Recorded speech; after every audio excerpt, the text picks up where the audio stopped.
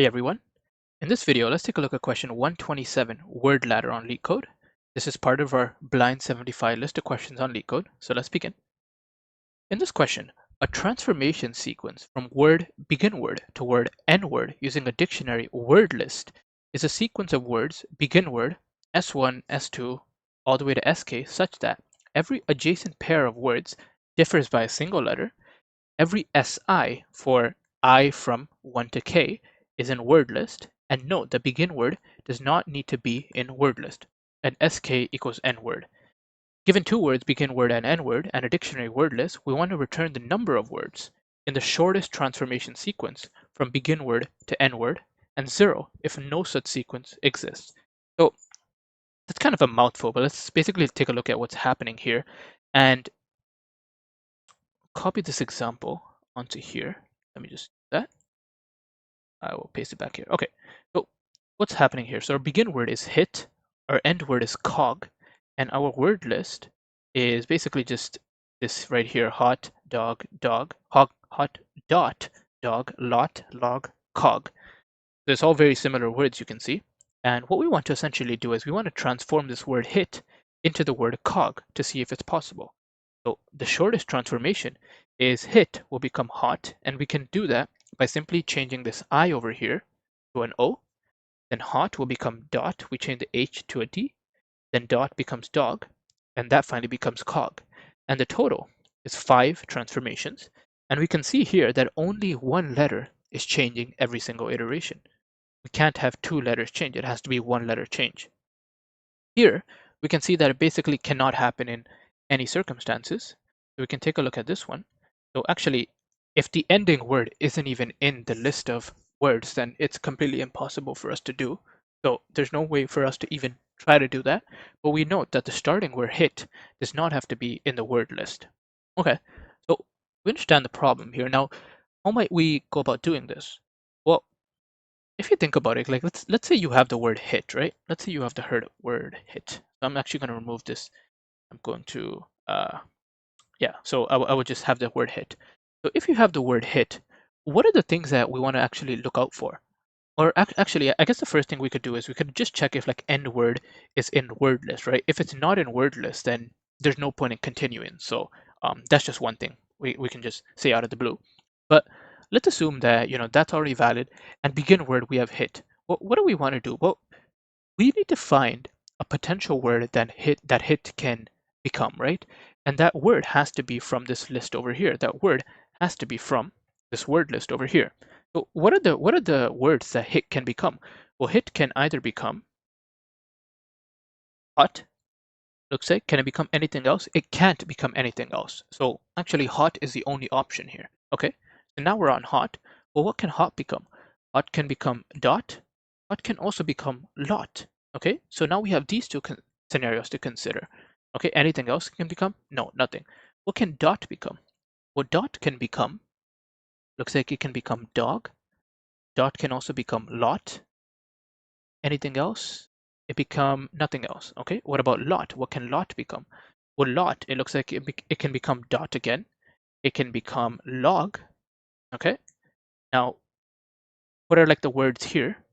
Well, we have lot. We already considered lot, so we're not considering again. We already considered dog, so we're not considering. We already considered dot, so we're not considering again.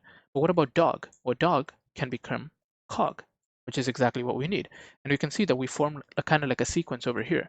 So if you kind of think about this, like what does this look like? This kind of looks like a adjacency list, does it not? Kind of like connections on a graph, if you kind of think about it. And so why don't we treat this as some sort of like graph problem and see if we can actually form a connection from one word to the other one. Now, one more thing you want to kind of notice here is, notice how I'm like processing level by level, right? So first thing I do is I process hit and I see that I can perform hot.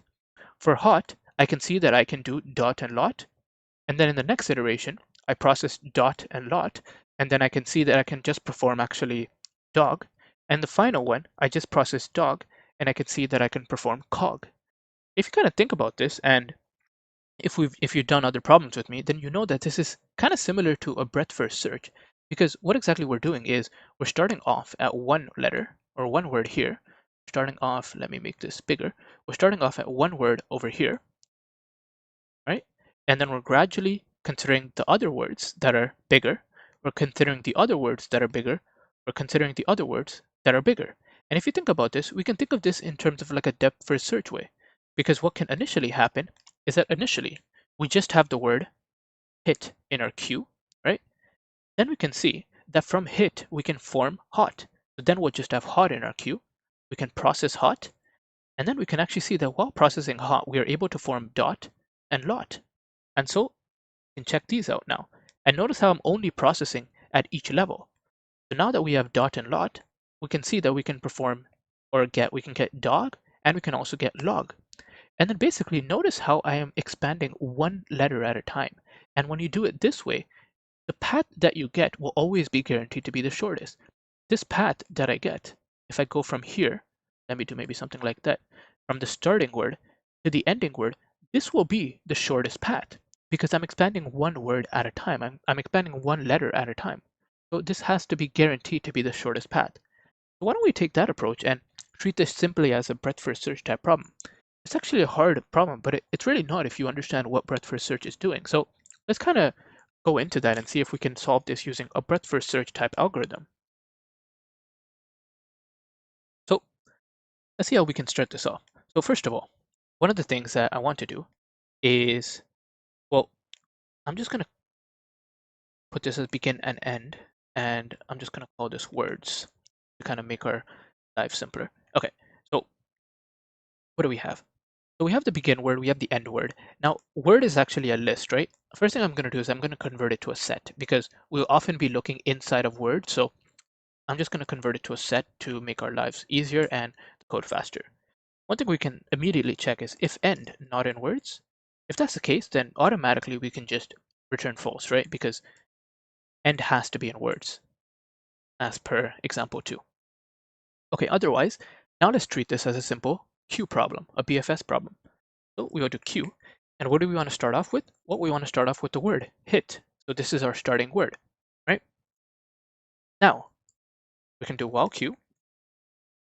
Now what? Well, if you recall how we did, what was that one question we did where we had to process level by level? I believe it was the question where we had to like take a bunch of nodes and then connect them together level by level. But there was a question like that. But regardless, what we need to understand now is we want to process this level by level. So what I mean by that is we want to process this level, and then we want to process this level, and then we want to process finally this level.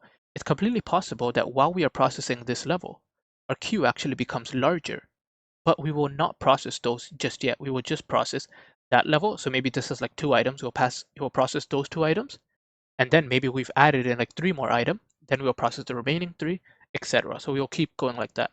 One thing I can do is I can do size is the length of queue, and then I will just process. And actually, I don't need I, so in range 0 to size, I would just process the amount of letters or the amount of words, the amount of like items in the queue that I need to. So I think I can do something like cur.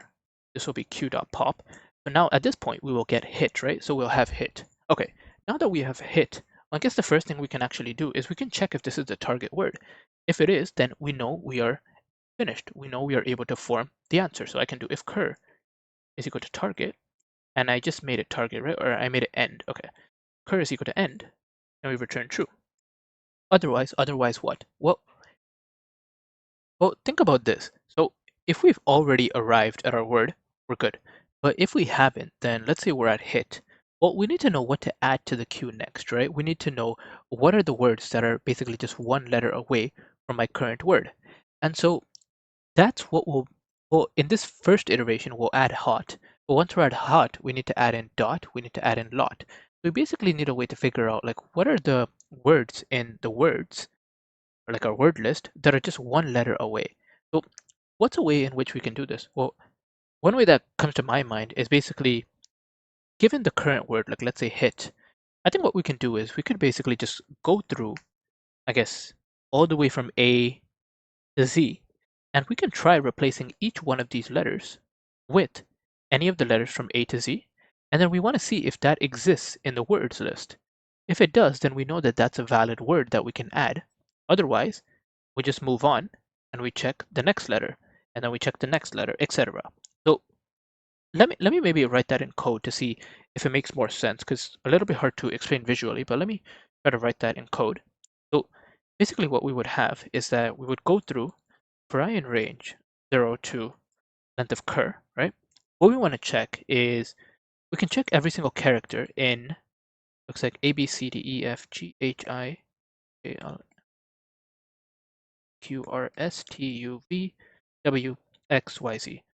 I think you can do like strings.ascii underscore. That might be better, but let's just maybe start off at this one. So in this one, what do we have? So let's say we're at the letter A, right? And instead of hit, let's just say it was like AIT. If it was something like this, well, we don't need to replace with A, right? Because A already exists. So um, we can maybe just check for that. So we can check if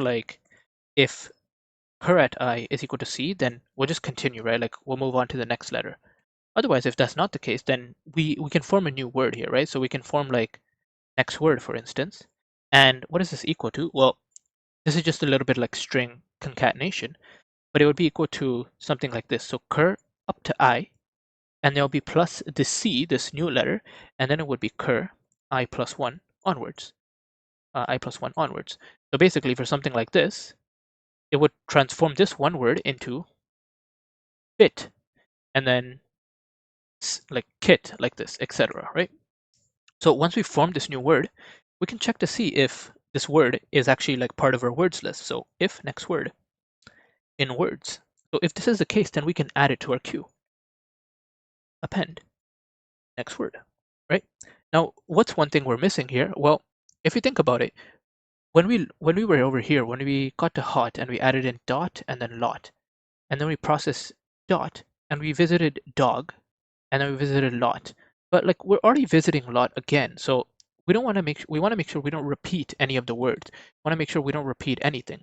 So as with like all the DFS or BFS, we need a way to see like all of the words that we've seen before to make sure we don't repeat them. So I have like my scene set over here, and in the start, or I'll just put this down here actually. In the start, I'll just add in my begin word, and then basically here, I want to make sure that next word not in scene. And if it's not, then I'll add it to my queue, but I'll also add it to my scene. And that's basically all we have over here. All we need to do is figure this out, all of the next words to add, and then we need to add it to the queue. So that should pretty much be it. So let's go ahead and try running our sample test cases to see. Okay, so my output is true and false. So my output should actually be like the number of, I guess, the levels, right? So luckily here, the levels is just like where we are going in the BFS call. So this is level 1, and then we will process level 2, and we will process level 3. So all we really need to return is that level.